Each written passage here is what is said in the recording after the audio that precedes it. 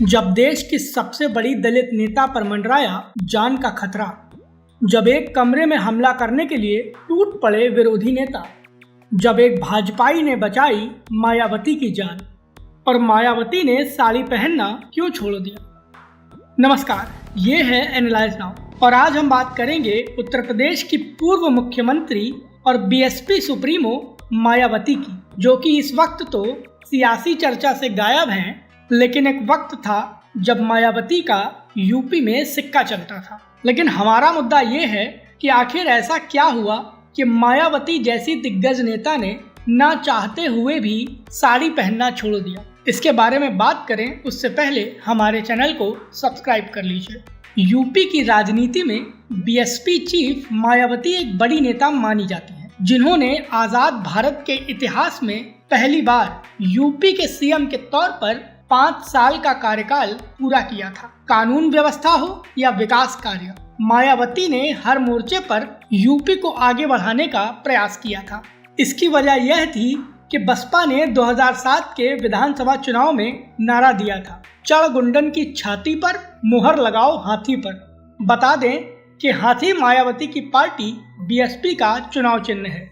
मायावती ने दलित मुस्लिम के अलावा एक बड़े ब्राह्मण वोट बैंक को भी अपने पाले में शामिल किया था, जिसका फायदा बीएसपी को साल 2007 के विधानसभा चुनाव में हुआ था।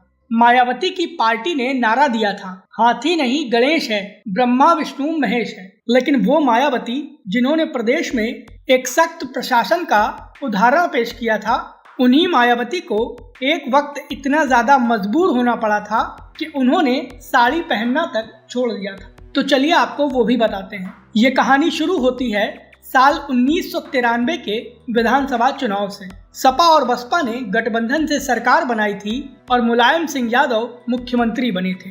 शुरुआत के 1.5 साल तो सपा बसपा में बेहतरीन कॉम्बिनेशन चला, लेकिन उसके बाद बसपा ने अपना मन बदल लिया और मायावती को लगा था कि ग्राम पंचायत के चुनाव में सपा को फायदा हुआ है, जबकि बसपा को नुकसान। 2 जून 1995 को मायावती अपने विधायकों और सांसदों के साथ उत्तर प्रदेश के सरकारी गेस्ट हाउस में मीटिंग कर रही थी। उस समय मायावती गेस्ट हाउस के कमरा नंबर 1 में थी। बीएसपी की यह हाई लेवल मीटिंग मुख्य तौर पर सपा से समर्थन वापस लेने के लिए बुलाई गई थी। इस बात का अंदाजा लगते ही मुलायम सिंह यादव ने अपने कार्यकर्ताओं को गेस्ट हाउस भेज दिया था और मुलायम सिंह ने अपने कार्यकर्ताओं से कहा था कि किसी भी तरह से बसपा के विधायकों को अपने पाले में ले आओ। मायावती पर लिखी किताब बहन जी में अजय बोस लिखते हैं कि उस दिन शाम करीब 4 बजे सपा के 200 से अधिक कार्यकर्ता उत्तर प्रदेश के गेस्ट हाउस पहुंच गए थे। इन लोगों ने वहां पर जाति सूचक नारे लगाए थे। सपा के कार्यकर्ताओं ने वहां मौजूद बसपा के विधायकों को लाठी डंडों से काफी पीटा भी था। इस दौरान मायावती ने अपने आप को एक कमरे में बंद कर लिया था और समाजवादी पार्टी के उपद्रवी कार्यकर्ता मायावती को घसीटकर बाहर निकालने की बात कर रहे थे। अजय बोस अपनी किताब में लिखते हैं कि करीब 2 घंटे बाद पुलिस गेस्ट हाउस में पहुंची, लेकिन मामला शांत कराने के बजाय superintendent of police OP Singh cigarette पीते नजर आए। दूसरी ओर मायावती को बचाने का काम उस वक्त के बीजेपी के दिग्गज नेता ब्रह्मदत्त द्विवेदी ने किया था। मायावती ब्रह्मदत्त द्विवेदी को अपना भाई मानती थी और आयरनी देखिए कि ब्रह्मदत्त द्विवेदी की भी हत्या की गई थी और ब्रह्मदत्त द्विवेदी की हत्या का कनेक्शन मुख्तार अंसारी के एक सहयोगी गैंगस्टर से बताया जाता है।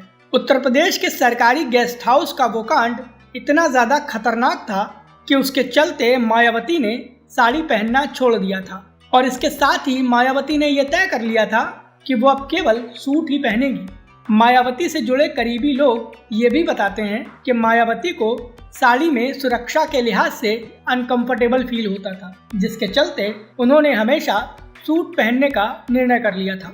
इतना ही नहीं, मायावती ने साज श्रृंगार से भी दूरी बना ली थी और साड़ी पहनना तो छोड़ ही दिया था। लेकिन इस बात का जिक्र न तो कभी मायावती ने अपने भाषण में किया और न ही अपनी आत्मकथा में। मायावती ने उस कांड के बाद बीजेपी के साथ सरकार बनाई थी और गठबंधन टूटा, लेकिन फिर लंबे वक्त बाद बीएसपी ने साल 2007 में विधानसभा चुनाव जीता था और बसपा की पूर्ण बहुमत की सरकार बनी थी। गेस्ट हाउस कांड के बाद बसपा के समाजवादी पार्टी के साथ रिश्ते बहुत ज्यादा खराब हो गए थे।